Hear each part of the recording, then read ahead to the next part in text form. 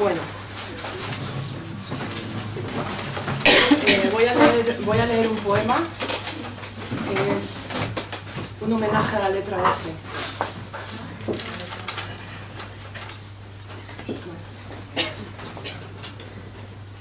Salve, silbo siempre sola sobre seda, solo sabrás si sutilmente sangro, si supones sudor sobre saliva. Sufriré serena su sutil seriedad, sea sacrificio su sadismo, sea solo súplica su satisfacción.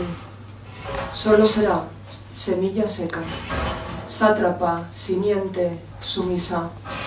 Sujétate, soy sorda, salada, sibarita, soberbia, sospechosa, sincera, sensible, sentimental, susceptible, suspicaz, sucia, sarcástica, selecta, suave, supina, sintáctica, sublime, sensata, sustituible.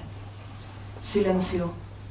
Sal solo si sabes sufrir, sal si sacudes, si sueñas, si supuras, suplántate, subráyate, sumérgete, sufíjate, sulfúrate, sal, sal, siéntete, siéntate, sacrifícate sin sangre, satúrate, sé subsuelo suficiente, sin suicidarte.